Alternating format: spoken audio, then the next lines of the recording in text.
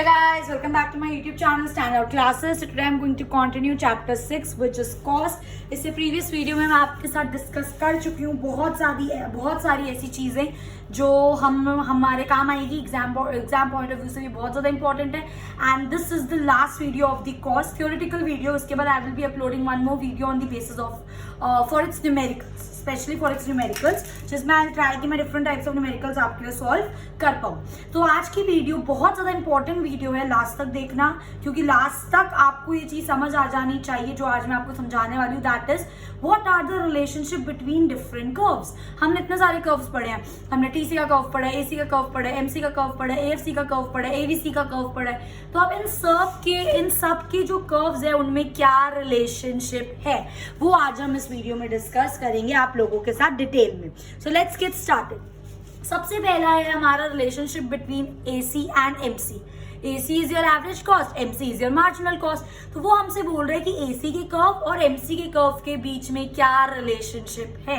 तो हमेशा याद रखना जब भी आप अपना क्वेश्चन अटेम्प्ट करते हो, स्टार्ट करते हो चीजें, हमेशा कुछ स्टार्टिंग कवरिंग एंड लास्ट की कवरिंग होनी चाहिए. तो अगर आपसे डायरेक्ट आ जाते हो relationship between AC and MC, आप डायरेक्ट ग्राफ बना के नहीं लिख सकते हो. आप सबसे पहले AC की डेफिनेशन लिखो, फिर आप MC की डेफिनेशन लिखो, फिर उसका ग्राफ बनाओ और फिर उसको एक्सप्लेन करो. ये होता है एक सिस्टमैटिक तरीका जिसके हिसाब से आप क्वेश्चन अटेम्प्ट करोगे. So let's get started. सबसे पहले relationship between AC and MC. AC क्या होता है? Average cost, that is TC per unit of output. मतलब टोटल कॉस्ट जो आप एसी क्या है, जो टोटल कॉस्ट है उसमें पर यूनिट की कॉस्ट कितनी है, that is your average cost. इसलिए हम इसको बोलते हैं total cost per unit of output. ये मैंने एक्सप्लेन करने के लिए लिखा है, आप यहाँ पे उसकी पूरी डेफिनेशन लिखना. ठीक है. नेक्स्ट आता है आपका marginal cost. Now what is marginal cost? जो आपकी टोटल कॉस्ट है उसके अंदर जब आप एक और यूनिट प्रोड्यूस करते हो, उस एक यूनिट को और प्रोड्यूस करने में, एक एडिशनल यूनिट प्रोड्यूस करने में आपकी कितनी कॉस्ट आती है, that is known as marginal cost. ठीक है. So addition to total cost in one more additional unit is produce is known as marginal cost. ये तो नॉर्मल डेफिनेशन थी जो हम प्रीवियस वीडियोस में पढ़ चुके हैं. और हम ये भी पढ़ चुके हैं that both are U shaped. AC का कर्व भी यू शेप्ड होता है और एमसी का कर्व भी यू शेप्ड होता है. और मैंने आपको स्टार्टिंग में ही बता दिया था जब मैंने चैप्टर स्टार्ट करा था, कोई भी कर्व जो यू शेप्ड होता है उसका रीजन क्या होता है? It is U shaped because of law of variable proportion. I hope guys ये चीज आपको बिल्कुल अच्छे से क्लियर हो रही है. ठीक है. और लॉ ऑफ वेरिएबल प्रपोर्शन क्या होता है ये मैं आपके साथ चैप्टर 2 में डिटेल में डिस्कस कर चुकी हूँ. तो ये आप इस तरीके से अपना आंसर स्टार्ट करोगे. उसके बाद अब आप ये ग्राफ बनाओगे. इस ग्राफ आप जितने भी मैं आप ग्राफ बनाओगे ना, सबको बनाने की टेक्निक्स है. ये नहीं कि आप ऐसे नहीं बना सकते हो, ये आपने लिया, ये हो गया, बन गया कर्व. नो, आपको कुछ बातों का ध्यान रखना है जो मैं आपको बताऊंगी कि आप एक्चुअली में ग्राफ्स कैसे ड्रॉ करोगे. तो सब बच्चे अब ध्यान से देखेंगे. ठीक है. देखो दोनों यू शेप्ड है, ये हम लोगों को बात पता है. जब भी आपको एसी और एमसी का कर्व बनाना होगा, जब भी, तो सबसे पहले आप बनाओगे एसी का कर्व. सबसे पहले आप कौन सा कर्व बनाओगे? एसी का कर्व. और एसी का कर्व कैसा होता है गाइस? AC का curve is a U shaped curve, right. तो सबसे पहले मैंने यहाँ पर बनाया ये इसका मिनिमम पॉइंट और यहाँ से फिर ये राइज करना स्टार्ट करता है AC का कर्व. ठीक है. अब आपको क्या बनाना है इसके अंदर? MC का कर्व. ऑफ MC भी यू शेप्ड होता है. हमेशा याद रखना जब आपका AC फॉल करेगा तो MC उससे ज्यादा फॉल करेगा. ठीक है. MC फॉल तो कर रहा है, MC का जो मिनिमम पॉइंट है ना वो इसके मिनिमम पॉइंट से पहले आ जाएगा और फिर इससे ये राइज होके इसके यहाँ पे इंटरसेक्ट करेगा और ये ऊपर ऐसे जाएगा. आई मेरी बात समझ? मैंने क्या बोला आपको? ये हो गया एसी का मिनिमम पॉइंट और यहाँ से ये राइज कर रहा है. और जो एमसी का मिनिमम पॉइंट होगा वो पहले फॉल करेगा पर इसके मिनिमम पॉइंट से जस्ट पहले होगा एमसी का मिनिमम पॉइंट. आप इसके बाद या इसके साथ नहीं ले सकते हो. क्यों? इससे हम क्या दिखाना चाह रहे हैं? इससे हम ये दिखाना चाह रहे हैं कि जब एसी फॉल कर रहा है, एमसी फॉल कर रहा है, जब एमसी राइज करने लग गया अभी भी एसी फॉल ही कर रहा है. चेक कर लो, ये एमसी का मिनिमम पॉइंट है, एमसी यहाँ से राइज कर रहा है पर यहाँ से लेकर यहाँ तक अभी भी एसी फॉल ही कर रहा है. फिर एमसी एसी को कट करता है एसी के मिनिमम पॉइंट पे और जब एसी राइज करता है, जब उसके बाद एमसी राइज करता है तब आपका एसी राइज करना स्टार्ट हो जाता है. तो ये पॉइंट और इस पॉइंट का आपको स्पेशली ध्यान रखना है. आई मेरी बात समझ? यहाँ तक ये फॉल फिर ये राइज. एक बार और बता देती हूँ फटाफट से आप लोगों के लिए. ठीक है। सबसे पहले ये फॉल हुआ, यहाँ पे इसका मिनिमम पॉइंट और ये राइज हुआ, ये हो गया AC। उसके बाद आपको MC बनाना है, तो ये फॉल हुआ, यहाँ पर इसका मिनिमम पॉइंट और ये फिर ये राइज होगा, ठीक है। इसी तरीके से मैंने यहाँ पे ये बनाया हुआ है गाइस, आप देख सकते हो। ये मेरे AC का कर्व है, ये यहाँ पे मिनिमम, यहाँ से राइज। ये मेरा MC का कर्व है, ये फॉल, यहाँ पे मिनिमम और यहाँ से ये राइज। आई होप बनाना तो आ गया होगा। अब फटाफट से हम इसका रिलेशन समझते हैं। रिलेशन क्या है, ठीक है। देखो जब आपका MC, देखो यहाँ से लेकर, मतलब इस पॉइंट से लेकर इस पॉइंट से पूरा आपका MC AC से नीचे है, क्योंकि MC का कर्व ये है, AC का कर्व उसके ऊपर है। ये बात सबको क्लियर है। इस पॉइंट के बाद MC आपका AC से ग्रेटर है, ये इस पॉइंट के बाद। देखो ना MC यहाँ पर, AC यहाँ पर है, ये भी बात क्लियर है। तो जब आपका MC कम होता है, मतलब इस पॉइंट से पहले AC से, तब तक आपका AC फॉल ही करेगा। फिर भले ही MC राइज कर रहा है, पर इस टाइम पे MC कम है ना AC से। इस पॉइंट से इस पॉइंट के बीच में देखो MC राइज कर रहा है भले ही, पर AC यहाँ पर और MC आपका AC से कम है, दैट्स वाई AC आपका कॉन्टिन्यूसली फॉल करेगा। आई मेरी बात समझ। नेक्स्ट, इस वाले पॉइंट पे जब आपका MC AC के बराबर आ जाता है, जब बराबर आ जाता है उसके बाद AC क्या करने लग जाता है, राइज करने का। सॉरी, इस पॉइंट पे जब आपका MC AC के बराबर आ जाता है, then your AC is constant, क्योंकि ये AC का क्या हो गया, आपका मिनिमम पॉइंट। और जब आपका MC ग्रेटर हो गया, देखो ना इस पॉइंट के बाद आपका MC AC से ग्रेटर है, जब आपका MC AC से ग्रेटर होगा तभी आपका AC राइज करेगा। आ रही है मेरी बात समझ। तो ये तीन आपके रिलेशन है, ये समझ ली, समझो आगे के रिलेशन सब हो गए। when your MC is less than AC, जब तक आपका MC AC से छोटा होगा, चाहे MC राइज कर रहा हो, आपका AC कॉन्टिन्यूसली फॉल करेगा। जब आपका AC MC के बराबर होगा, आपका AC कांस्टेंट हो जाएगा। और जब आपका MC ग्रेटर हो जाएगा AC से, आपका AC राइज करेगा। और हमेशा याद रखना, चाहे फॉल हो रहा हो चाहे राइज हो रहा हो, अगर AC फॉल होगा तो MC उससे डबल स्पीड से फॉल होगा, अगर AC राइज होगा तो MC उससे डबल स्पीड से राइज होगा। इसलिए यहाँ पर AC फॉल हो रहा है, MC से ज्यादा फॉल हो रहा है। इसलिए यहाँ पर AC जब राइज हो रहा है, MC से ज्यादा राइज हो रहा है। तो हमेशा MC जो भी रिएक्ट करता है AC के कंपैरिजन में डबल रिएक्ट करता है। आई होप गाइस ये चीज आपको बिल्कुल अच्छे से क्लियर है। उसके बाद इसी बेस पे उन्होंने हमसे क्वेश्चन पूछा है, can AC fall when MC is rising, क्या ऐसा हो सकता है कि AC फॉल हो MC राइज? बिल्कुल भाई, साफ साफ दिख रहा है हमें डायग्राम में, MC राइज कर रहा है तब भी हमारा AC फॉल कर रहा है। तो ये कब पॉसिबल है? When your MC is less then AC, first condition में। तो यस, ये हो सकता है, बट ओनली व्हेन, सिर्फ तब when MC is less then AC। I hope guys ये चीज आपको बिल्कुल अच्छे से क्लियर है। जिस बच्चे को ये रिलेशन समझ आ गया, अब उसको ABC और MC का रिलेशन समझने में ज्यादा प्रॉब्लम नहीं आएगी। तो स्टार्ट करते हैं फटाफट से next relation, that is relationship between ABC and MC, average variable cost and marginal cost. ठीक है, एवरेज वेरिएबल कॉस्ट की डेफिनेशन, दैट इज जो आपकी टोटल वेरिएबल कॉस्ट है उसमें पर यूनिट की वेरिएबल कॉस्ट कितनी आ रही है, that is your average variable cost. And marginal cost क्या होता है आपका? Addition to TVC। अगेन, एक और यूनिट प्रोड्यूस करने के लिए, एक और यूनिट प्रोड्यूस करने में आपका कितना वेरिएबल कॉस्ट लग रहा है, that is known as marginal cost. अब आप सोच रहे होगे कि ये तो डेफिनेशन अलग अलग है, इसके अंदर लिखा है addition to total cost when one more additional unit is produce, और इसके अंदर लिखा है addition to TVC when one more unit of output is produce. पर याद करो, मैंने एक चीज बताई थी, MC पर फिक्स कॉस्ट का कोई असर नहीं पड़ता, बताया था, नहीं बताया था। तो टोटल कॉस्ट के अंदर क्या होता है? Fix cost and variable cost. अगर वेरिएबल कॉस्ट चेंज हो रही है तभी तो आपकी टोटल कॉस्ट चेंज हो रही है। दैट मीन्स अगर आपका वेरिएबल कॉस्ट चेंज हो रहा है तो आपका मार्जिनल कॉस्ट तभी चेंज हो रहा है, क्योंकि फिक्स कॉस्ट तो फिक्स रहती है।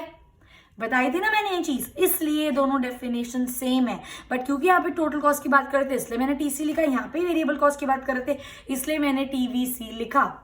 मैंने आपको ये भी बताया था कि ऐसे बहुत सारे न्यूमेरिकल्स आएंगे जिसके अंदर आपको MC निकालना होगा और आपको सिर्फ TVC दे रखा होगा। तो बच्चे सोचेंगे TC तो दे नहीं रखा, MC निकालेंगे कैसे? पर अगर आपको TVC दे रखा है और आपको MC निकालना है तो आप सेम फॉर्मूला से TVC से MC निकाल सकते हो। TVC को उस टाइम के लिए TC मान लो, क्योंकि फिक्स कॉस्ट का कोई असर नहीं पड़ता है MC पर, MC is independent of fixed cost. ये चीज और क्लियर होगी जब मैं नेक्स्ट वीडियो में आपके साथ न्यूमेरिकल डिस्कस करूंगी। ठीक है, तो ये चीज मैंने आपकी क्लियर कर दी। और अगेन आपका जो ABC और MC का कर्व होता है वो क्या होता है? It is a U shaped curve. और U शेप्ड कर्व क्यों होता है? Because of law of variable proportion. I hope guys ये चीज आपको बिल्कुल अच्छे से क्लियर है। अब एक आपको अच्छी बात बताती हूँ कि रिलेशन बिटवीन एसी एमसी का कर्व और रिलेशन बिटवीन एबीसी एमसी का कर्व एग्जैक्टली सेम है। वही सारी चीजों का ध्यान रखना है, पॉइंट का ध्यान रखना है। बस क्या होता है इसमें ना, ये ज्यादा दूर होता है, एसी और एमसी में ज्यादा गैप होता है क्योंकि एसी के अंदर एबीसी और एएफसी दोनों चीजें होती है और इसके अंदर एबीसी हल्का सा एमसी के पास होता है क्योंकि ये सिर्फ एबीसी की बात कर रहे हैं, हम इसके अंदर फिक्स कॉस्ट की बात नहीं कर रहे। तो सेम तरीके से गाइज, बिल्कुल सेम तरीके से आप ये बनाओगे और सेम पॉइंट्स का आपको ध्यान रखना है। जैसा कि मैंने बोला, सबसे पहले हम एबीसी बनाएंगे, तो ये फॉल, इस वाला मिनिमम पॉइंट और इसके बाद ये राइज कर रहा है, दिस इज योर एबीसी, ठीक है। और उसके बाद आपको एमसी बनाना है, तो आप इतना नीचे से मत शुरू करना, हल्का सा ऊपर, बुक में तो इसको टच करके ही शुरू करोगे, आप कहीं से भी कर सकते हो। इसका जो मिनिमम पॉइंट है वो इससे पहले आएगा और उसके मिनिमम पॉइंट से वो उसको कट करेगा। आई मेरी बात समझ? सेम जब तक एबीसी जब तक आपका एमसी एबीसी से कम होगा आपका एबीसी फॉल करेगा। When your MC is equals to ABC, ABC constant हो जाएगा और when your MC is greater than ABC आपका एबीसी राइज करेगा। बिल्कुल एग्जैक्टली सेम आपका इसका डायग्राम बनेगा एंड एक्सप्लेनेशन भी सेम है, बस एसी की जगह हम क्या लिख देंगे, एबीसी। चाहो तो चेक कर सकते हो। When MC is less than ABC, ABC falls. When MC is equals to ABC, ABC constant हो जाता है और व्हेन एमसी राइज कर जाता है एबीसी से, एबीसी आपका राइज करने लग जाता है। आई होप गाइज ये चीज आपको बिल्कुल अच्छे से क्लियर है, ठीक है। ये हो गए हमारे दो रिलेशन। इसके बाद नेक्स्ट आता है सबसे most important relation, that is AC ABC and MC. सबसे पहले मैं आपको इसको बनाना सिखाऊंगी क्योंकि हमने दो बना लिए थे गाइस। आपने एमसी और एसी का बना लिया, आपने एमसी और एबीसी का बना लिया, अब उनको आपको एक साथ बनाना है। तो हम कैसे बनाएंगे, सबसे पहले आप बनाना सीखो, ठीक है। कैसे बनेगा, ये है आपका प्लेन, ठीक है, ये हो गया आपका एक्स एक्सिस, ये हो गया वाई एक्सिस। ऑब्वियस सी बात है, सबसे ऊपर क्या बनेगा आपका एसी, सबसे ऊपर, और सेम तरीके से जैसे मैंने बताया आपको, fall fall fall, minimum point rise, ठीक है। फिर इसके बाद आपका क्या बनेगा, एबीसी। एबीसी बनाएंगे हम सेम तरीके से, बट इससे नीचे होगा वो, इससे नीचे होगा वो। और आपको मैंने बताया था प्रीवियस वीडियो में, जब एसी और एबीसी हम बना रहे थे सिर्फ, तो हमेशा एबीसी का मिनिमम पॉइंट इसके लेफ्ट में होता है। बताया था, नहीं बताया था प्रीवियस वीडियो में? तो जब भी आप ये बनाओगे, ये आपका एबीसी, यहाँ पर इसका मिनिमम पॉइंट इससे पहले होना चाहिए इसका मिनिमम पॉइंट, ठीक है। और यहाँ से फिर ये क्या कर रहा है आपका, राइज कर रहा है, ये हो गया आपका एबीसी। अब आपको बनाना है क्या इसके अंदर, एमसी। एमसी में हमेशा मिनिमम पॉइंट एसी और एबीसी से लेफ्ट, मतलब इसका मिनिमम पॉइंट इसके थोड़ा क्लोज होता है, बिल्कुल यहाँ पर देखो, इसका यहाँ पर, इसका यहाँ पर, इसका यहाँ पर, और अब आपको ये कट करते हुए, राइज करते हुए यहाँ से क्रॉस, एमसी। आई मेरी बात समझ? तो इन मिनिमम पॉइंट्स का ध्यान रखना, आपका डायग्राम आसानी से बिल्कुल परफेक्ट बनेगा। जिस बच्चे के ये पॉइंट्स गलत होंगे उसका डायग्राम ही पूरा गलत हो जाएगा। आई मेरी बात समझ? तो अभी वीडियो के बाद कम से कम एक या दो बार इनको बना के देखना। तो एसी का मिनिमम पॉइंट यहाँ पर, एबीसी का मिनिमम पॉइंट उसके यहाँ पर, और एमसी का यहाँ पर। एमसी का मिनिमम पॉइंट जब एमसी राइज करने लगता है तो इनको इनके मिनिमम पॉइंट से कट करते हुए जाता है। आई होप गाइस ये चीज आपको बिल्कुल अच्छे से क्लियर है, ठीक है। अब इसके बारे में ऑब्जर्वेशन क्या है, सबसे पहले ऑब्जर्वेशन, एसी आपका हमेशा एबीसी से बड़ा होता है। क्यों? क्योंकि एबीसी के अंदर आपका एएफसी इंक्लूडेड होता है।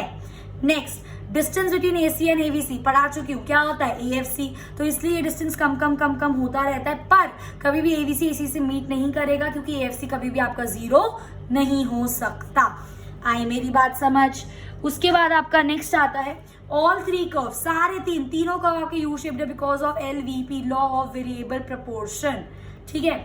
एमसी कर्व हमेशा एसी और एबीसी कर्व को उनके मिड पॉइंट पर कट करता है and AC is always above ABC and its midpoint is always towards the right। एक तरीके से आप सोच रहे हो कि ये सब चीजें तो हम पढ़ चुके हैं, बिल्कुल पढ़ चुके हैं। आप AC ABC का रिलेशन भी पढ़ चुके हो, आप AC MC का रिलेशन भी पढ़ चुके हो, और आप ABC MC का रिलेशन भी पढ़ चुके हो। जो इन तीनों के वो है आपके कंबाइंड आंसर्स, आप इसके अंदर उनको लिख सकते हो। जो कंबाइंड ऑब्जर्वेशन है आप इस डायग्राम में वो तीनों लिख सकते हो, कोई प्रॉब्लम नहीं है। आई होप गाइस ये चीज आपको क्लियर है। So AC is always above ABC and उसका mid point is always towards right. AC का मिड पॉइंट हमेशा एबीसी के राइट होगा और एबीसी का मिड पॉइंट हमेशा एमसी के राइट में होगा, ठीक है। आप चाहो तो यहाँ पर ये वाले ऑब्जर्वेशंस भी लिख सकते थे जो हमने यहाँ पे करे हैं। आई होप गाइस ये चीज आपको बिल्कुल अच्छे से क्लियर है। तो this was the relationship between AC, ABC and MC, जो कि बहुत ज्यादा इंपॉर्टेंट है, आपको पता होना चाहिए ये कैसे ड्रॉ करते हैं। ये सबसे इंपॉर्टेंट चीज है जो मैंने आज आपको सिखाई। उसके बाद हमारा नेक्स्ट रिलेशन आता है relationship between TC and MC। हम सबको पता है TC पहले डिक्रीजिंग रेट से इंक्रीज करता है, मिनिमम होता है, फिर TC इंक्रीजिंग रेट से इंक्रीज करता है। जब हमने TC के बारे में पढ़ा था, हम सबको पता है MC पहले हमारा फॉल करता है मिनिमम पॉइंट, फिर वो राइज करता है। पर TC के कॉन्टेक्स्ट में जब आपका TC डिक्रीजिंग, देखो ना, डिक्रीजिंग रेट से करने वाली शेप क्या होती है, ये होती है। इंक्रीजिंग रेट से इंक्रीज होने वाली शेप क्या होती है, ये होती है। तो जब आपका TC डिक्रीजिंग रेट से इंक्रीज हो रहा है तब तक आपका MC फॉल करेगा। जब आपका TC डिक्रीजिंग रेट से इंक्रीज करना स्टॉप हो जाए, इस पॉइंट के बाद वो स्टॉप हो गया यहाँ पर, अब वो डिक्रीज रेट से इंक्रीज नहीं हो रहा, तब आपका MC मिनिमम होगा। और जब आपका TC इंक्रीज करने लग जाता है इंक्रीजिंग रेट से, तब आपका MC राइज करेगा। बस यही एग्जैक्ट रिलेशन है। और आई डोंट थिंक सो इसको ड्रॉ करने में भी आपको ज्यादा डिफिकल्टी आएगी। कुछ नहीं करना, कुछ भी, पर स्टिल एक बार बता देती हूँ, आप चाहो तो अलग अलग भी ले सकते हो, उनको एक प्लेन में भी ले सकते हो, मैंने एक में ले लिया, ठीक है। सबसे पहले TC बताओ डिक्रीजिंग रेट से इंक्रीज हो रहा है, ये डिक्रीजिंग रेट से इंक्रीज हुआ, यहाँ पर इसकी लाइन खींच लो एक, ठीक है। उसके बाद आपका TC इंक्रीजिंग रेट से इंक्रीज हो, तो ये हो गया आपका TC। अब जब TC डिक्रीजिंग रेट से इंक्रीज हो रहा है, MC तो फॉल करेगा इस पॉइंट के बाद वो इंक्रीजिंग रेट से, तो इस पे MC मिनिमम हो गया, और इसके बाद यहाँ पर MC राइज हो गया। तो ये तरीका है जिससे आप इसको ड्रॉ कर सकते हैं। आई मेरी बात समझ? जिस तरीके से ड्रॉ करना सिखा रही उसी तरीके से करोगे ना, तो कभी आपका कर्व गलत नहीं होगा। और यही ऑब्जर्वेशन हमने यहाँ पर लिखे। TC इंक्रीज करता है जब डिमिनिशिंग रेट से, तब आपका MC फॉल करता है। जब TC स्टॉप कर देता है इंक्रीज करना डिमिनिशिंग रेट से, TC स्टॉप इंक्रीजिंग में डिमिनिशिंग रेट, MC आपका मिनिमम होता है। और जब आपका TC राइज करता है इंक्रीजिंग रेट से, तो आपका MC भी क्या करता है, राइज करता है। आई होप गाइज ये चीज आपको बिल्कुल अच्छे से क्लियर है। उसके बाद आपका लास्ट रिलेशन आता है, that is relationship between TVC and MC। What is this MVC? Not MC, MVC कुछ नहीं है, अच्छा TVC और MVC कुछ नहीं, वो MC है। ये मैंने गलती से लिख दिया यहाँ पे, ठीक है। So relationship between TVC and MC। अब सबको पता है, अगर आप MC का समेशन करोगे तो आपको TC मिल जाएगा। सिमिलरली मैं इस बात से ये भी कह सकती हूँ कि अगर मैं MC का समेशन करूंगी तो मुझे TVC मिल जाएगा, ठीक है। पर क्यों, ऐसा क्यों है? क्योंकि फिक्स कॉस्ट का MC पर कोई असर नहीं पड़ता, इसलिए इन्होंने आपको यहाँ पर दिया है relationship between TVC and MC। देखो यहाँ लिखा है TVC obtained as a summation of MCs of all the units produced।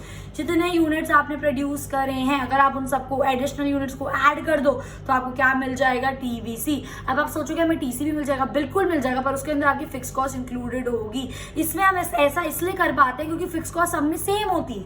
अब फॉर एग्जाम्पल मेरा TVC है 5, 6, 7, 8 और मेरा फिक्स कॉस्ट है गाइस 2, ठीक है। तो मेरा टोटल कॉस्ट क्या आया है यहाँ पर, 5 + 2 7, 6 + 2 8, 7 + 2 9 और 8 + 2 10।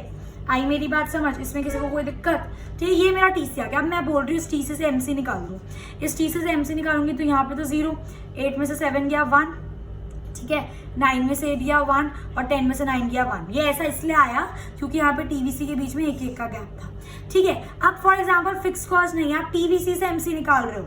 अब देखो ना, मैं इससे नहीं, मैं TVC से MC निकाल रही हूँ। तो 5 में से कुछ नहीं गया तो 0 या डैश, 6 में से 5 गया 1, 7 में से 6 गया 1, 8 में 7 गया 1। आया नहीं आया, सेम। अब आई होगी मेरी बात समझ? इसलिए हम इसको बोल सकते हैं क्योंकि MC पर FC का कोई फर्क नहीं पड़ता। तो अगर आप MC के सारे यूनिट्स को ऐड करोगे तो आपको TVC मिल जाएगा। इसलिए इन्होंने यहाँ पर ग्राफ बनाया है। MC का हमारा यू शेप ग्राफ होता है। अब इस ग्राफ के अंदर जितना आपका एरिया, ये टोटल एरिया, ये वाला पूरा एरिया जितना आ रहा है, इन सबको ऐड करके आपको क्या मिल जाएगा, TVC मिल जाएगा। आई होप गाइज ये चीज आपको बिल्कुल अच्छे से क्लियर है। So with this I have completed chapter cost with you guys. In my next video एक और वीडियो बनाऊंगी इस चैप्टर पे, in which I will be discussing numericals. Different types के न्यूमेरिकल्स मैं आपके साथ सॉल्व करूंगी ताकि आपको उनकी भी अंडरस्टैंडिंग मिलेगी न्यूमेरिकल्स हमको एक्चुअली में सॉल्व कैसे करने हैं। And yeah, in my next video we will be doing numericals, and then I will be starting with the new chapter of statistics, which is chapter 3. So if you like my video, please like karo, share karo apne friends ke sath, and subscribe standard classes for more latest videos on of class 11th and 12th of subjects maths, eco and business. Till I will meet you in my next lecture, or I can say next video. We'll see you in my next video. Till then, happy learning.